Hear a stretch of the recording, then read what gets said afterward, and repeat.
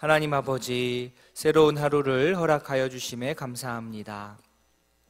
하루를 시작하며 주님 앞에 나와 예배하는 성도들의 찬양을 받아주시고 말씀을 붙들고 기도할 때 아름답고 복된 열매를 맺게 하옵소서. 이 세상에서 하나님의 자녀로 우리가 잘 생활해 나아가기를 소원합니다. 성령 충만케 하시고 성령의 인도하심에 귀를 기울여 주의 뜻을 이루게 하옵소서. 날이 갈수록 주님을 닮게 하시고 주의 제자로서 역할 잘 감당할 수 있도록 말씀의 은혜를 더하여 주시옵소서. 감사드리며 예수님의 이름으로 기도합니다. 아멘. 하나님의 말씀 민수기 26장입니다. 민수기 26장 1절부터 저희가 51절까지 읽어야 되는데요, 많이 길기 때문에 우리 18절까지만 읽도록 하겠습니다. 민수기 26장 1절부터 18절까지 한 절씩 교독하겠습니다. 연병 후에 여호와께서 모세와 제사장 아론의 아들 엘르아살에게 말씀하여 이르시되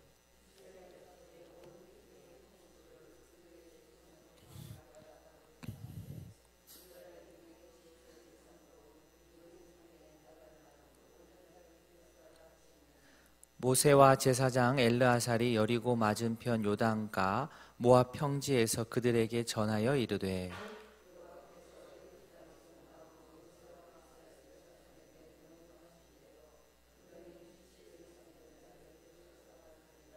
이스라엘의 장자는 르우벤이라. 르우벤 자손은 한옥에게서 난 한옥 종족과 발루에게서 난 발루 종족과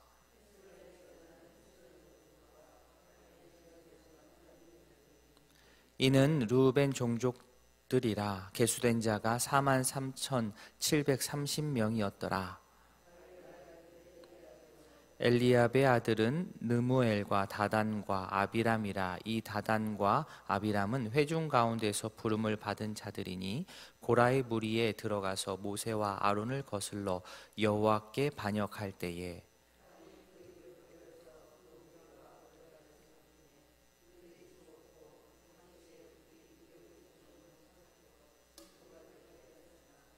고라의 아들들은 죽지 아니하였더라.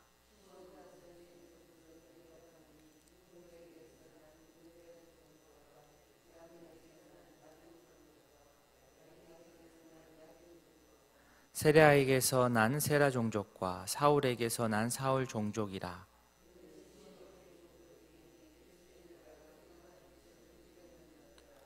갓 자손의 종족들은 이러하니 스본에게서 난 스본 종족과 학기에게서 난 학기 종족과 순이에게서 난 순이 종족과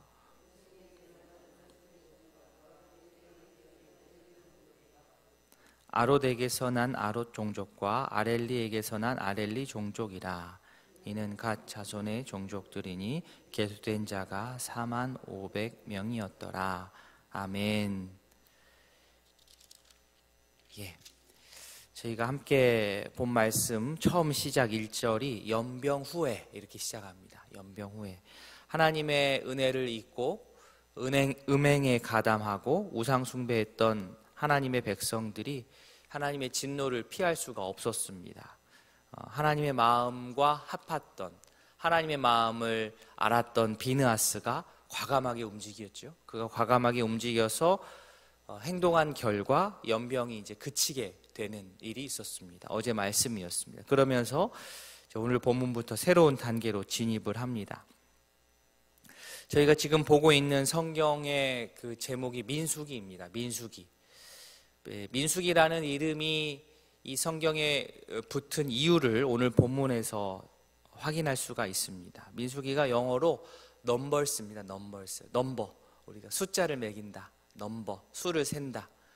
민수기는 이제 숫자를 센다, 이런 책입니다. 민수기 1장에서 한번 인구조사가 있었고요. 그리고 오늘 본문 저희가 50몇 절까지 쭉 읽어야 되지만 너무 길어서 우리 18절까지만 읽었는데, 민수기 26장에서도 인구조사가 있고요. 인구조사, 수를 센다라고 해서 민수기가 된 겁니다. 그래서 민수기라는 책 제목이 된 것이죠. 민수기의 첫 시작 부분에서도 인구조사가 있었고 26장에서도 다시 인구조사가 시행이 됩니다. 그런데 처음 인구조사 때하고 지금 26장에 나오는 인구조사 때하고 이제 시간 차이가 있습니다. 1차 때와 2차 때 이 사이에 이제 40년간의 이 광야 생활이 들어있는 겁니다. 그러니까 광야 생활 시작할 때 무렵의 인구조사, 그리고 마치고 나서의 이제 끝부분에서의 인구조사. 그러니까 이 시기를 지내면서 시간이 그렇게 40여 년간, 거의 40년 가까이 되는 시간이 지났기 때문에 이제 세대가 바뀌었죠. 예, 돌아가실 분도 돌아가셨고 새로 태어나서 또 자란 그런 자녀들이 또 있었을 것이고, 그러니까 두 번째 인구조사 때에 계수되었던 자들은, 그러니까 출애굽 때에 갓난아이였던 자들이 이제 계수에 들어가기 시작했고, 또 광야 시절에 아이가 출산되어서 이제 성장한 사람들도 이제 인구조사 두 번째 때에는 계수가 되기 시작한 겁니다. 그러니까 하나님의 약속을 따라 가나안을 향해서 나아가는데, 그 하나님의 약속을 이루는 사람들은 물론 그때도 있었고 지금도 있는 사람도 있지만 이 세대가 이제 조금씩 변화해 가면서 하나님의 약속을 이루어서 가는 겁니다. 그 인구들, 그 사람들 분포가 조금씩은 달라지는 것이죠. 여호와께서 모세와 엘르아살에게 말씀하시는 내용이 2절입니다. 2절 말씀 보시면, 이스라엘 자손의 온 회중의 총수를 그들의 조상 가문에 따라 조사하되 이스라엘 중에 20세 이상으로 능히 전쟁에 나갈 만한 모든 자를 계수하라. 그러니까 회중의 총수를 세어야 되는데 방식이 있습니다. 조상의 가문을 따라서, 조상이 어느 지파냐, 가문을 따라서 조사를 해야 되고, 그 다음에 20세 이상 되는, 즉 전쟁에 나갈 만한 자를 계수합니다. 말씀에 나온 대로 전쟁에 나갈 사람을 계수하기 위한 목적도 분명히 있고, 또 다른 목적은 가나안 땅에 들어가게 이제 곧 될 텐데, 곧 가나안 땅에 들어가게 될 텐데, 그곳에서 약속의 땅을 각 지파에게 이제 분배하기 위한 준비 작업이라고도 볼 수 있겠습니다. 어느 지파가 어느 정도의 규모인지를 미리 파악을 해서 가나안 땅에서 이 땅을 잘 분배하기 위한 준비 작업이라고 할 수 있겠습니다. 내일 보실 본문인데요, 53절에 이 명수대로 땅을 나눠주어 기업을 삼게 하라, 이제 이렇게 나옵니다. 이런 의도로 인구조사를 한 겁니다. 자, 5절부터 이제 루벤이 시작이 되죠. 저희가 오늘 루벤, 시므온, 갓 이렇게 세 지파만 읽었습니다. 5절에 루벤, 12절에 시므온, 15절에 갓, 이렇게 한 지파가, 이렇게 세 지파가 한 묶음입니다. 그러니까 이스라엘이 광야 행진할 때 조가 편성되었던 이 세 지파가 한 조로 묶여 있었습니다. 그리고 19절에 유다, 23절에 이사갈, 26절에 수불론, 이렇게 또 한 묶음이고요. 29절에 므낫세, 35절에 에브라임, 38절에 베냐민, 이렇게 또 한 조. 그리고 마지막은 42절에 단, 44절에 아셀, 48절에 납달리, 이렇게 3, 4, 12가 됩니다. 자, 2차 인구조사의 수를 보는 것도 물론 중요하지만 1차 인구조사 때의 수와 한번 비교를 해보면 어떨까? 그것도 의미가 있을 것 같습니다. 앞부분에 나오는 르우벤, 시므온, 갓 지파는 전체적으로 1차 때보다 인구가 좀 감소했습니다. 반면 유다, 이사갈, 스불론 지파는 또 인구가 조금 그 안에서 늘었습니다. 그러니까 므낫세 지파는 가장 많이 수가 증가했고요. 에브라임은 감소, 베냐민은 증가했습니다. 단과 아셀 지파는 조금 증가했고 납달리 지파는 조금 감소했습니다. 그러면 늘기도 하고 줄기도 했는데 총 인구수의 변화는 어떻게 되는가? 51절 말씀 한번 보시겠습니까? 51절. 자, 51절 말씀 같이 읽습니다. 시작. 이스라엘 자손에 계수된 자가 60만 1730명이었더라. 예. 저희가 다 읽진 않았지만 이걸 다 읽어서 우리 수를 세었을 때, 더했을 때 60만 1730명이 이제 2차 때 개수가 된 겁니다. 이 수는 1차 때 개수한 수보다 조금 감소한 수입니다. 1820명이 빠진 숫자입니다. 물론 감소하지 않았으면 더 좋았겠지만 사실 이스라엘 백성들이 하나님 앞에서 한 일을 되돌아볼 때에 이건 정말 큰 은혜인 거죠. 하나님 앞에서 정말 이스라엘이 끊임없이 범죄하고 하나님을 배반했던 것을 생각하면 이들의 수는 지금 거의 변화가 없는 축에 듭니다. 그러니까 하나님께서는 이렇게 이스라엘의 연약함에도 불구하고 이스라엘의 배반에도 불구하고 신실하게 하나님 편에서는 백성들을 향한 언약을 신실하게 이행해 나가셨던 것입니다. 생존 자체가 참 어려웠던 광야 생활이었는데요. 그런 가운데서도 참 이스라엘이 얼마나 하나님의 은혜와 사랑으로 여기까지 올 수 있었는가를 이 인구의 변화의 수를 통해서 우리가 잘 알 수가 있습니다. 전체적인 인구수를 통해서는 하나님의 이 변함없으신 사랑과 또 신실하심을 잘 알 수 있습니다. 하나님께서는 먼저 이렇게 약속하시는 것은 신실하게 이루어 가십니다. 어떻게 해서든 이루어 가십니다. 광야를 지났는데 전체 인구수가 거의 변함이 없는 것을 통해서 우리가 잘 알 수 있습니다. 그런데 그 전체적인 수 안에서 각 지파별로는 인구수 변화가 있습니다.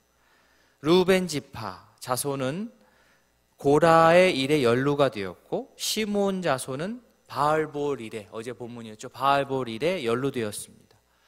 좋지 않은 일, 하나님을 배반하고 반역하는 일에 연루되었던 지파들, 이 두 지파는 수가 많이 줄었습니다. 하나님을 멀리하고 죄를 가까이 한 것의 결과가 그들 가운데 있는 겁니다. 하나님께서 신실하게 이 전체를 다 무리를 이끌고 가셨지만은 그 지파 안에서 범죄를 하고 반역을 했던 그 지파들은 타격을 입은 거죠. 죄의 결과를 본 것입니다. 어떻게 해야 되겠습니까? 하나님을 멀리하고 죄를 가까이 한 것의 결과로 수가 줄었다면 반대로 해야 되겠죠. 죄는 멀리하고 하나님을 가까이 할 때에 그때 우리가 풍성한 복을 누리게 되는 것입니다. 연병이 있은 후에 인구조사를 하게 하신 하나님의 뜻 우리가 한번 기억을 해야 됩니다. 연병은 백성들에게 좋은 기억이 아닙니다. 많은 사람들이 죽어나갔기 때문입니다. 물론 자신들의 잘못에 대한 결과이지만 아픈 기억이고 또 그들에게는 상처입니다. 그런데 연병이 있은 후에, 연병이 딱 그친 후에 새롭게 시작하는 시점에 하나님께서 인구조사를 딱 하게 하여서 재정비할 수 있도록 하셨습니다. 이 코로나로 힘들었던 지난 3년간의 시간이 또 저희와 이렇게 딱 겹쳐지는 부분이라고 생각합니다. 참 힘들고 어려웠던 시절이었습니다. 신앙적으로 어쩔 수 없이 후퇴를 경험하고 또 침체를 경험했던 분들이 참 많습니다. 아직도 회복이 안 된 우리 성도들도 있습니다. 이 시점에서 교회 차원에서, 가정 차원에서도 다시 한번 점검하는 겁니다. 이제 현장으로 예배 나오자, 이제 우리 같이 모이는 일에 힘쓰자, 이렇게 하면서 재정비하는 것이지요. 그러면서 흩어졌던 마음을 다시 한번 하나님의 말씀으로 묻고 바라기는 우리 모두가 한 마음으로 기도하면서 한 형제자매됨을 확인해 나아가는 우리 2023년 남은 달들이 다 되어갈 수 있기를 원합니다. 그렇게 하나님 앞에서 다시 한번 마음의 끈을 붙드는 그런 우이동교회 모든 가족들 되시길 진심으로 소원합니다. 아멘.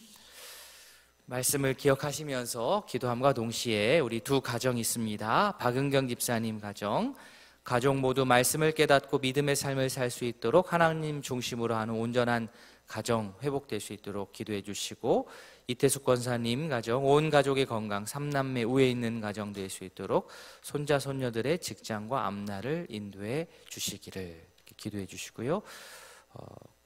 여전히 코로나가 있습니다. 코로나로 인해서 격리하고 있는 우리 성도들 또 후유증 시달리지 않도록 기도해 주시고, 환우들의 건강과 회복, 오늘 저녁에 있을 수요 기도회, 또 토요일에 있을 위임 임직 예외를 위해서 기억하고 기도해 주시기를 바랍니다. 다 함께 기도하시겠습니다.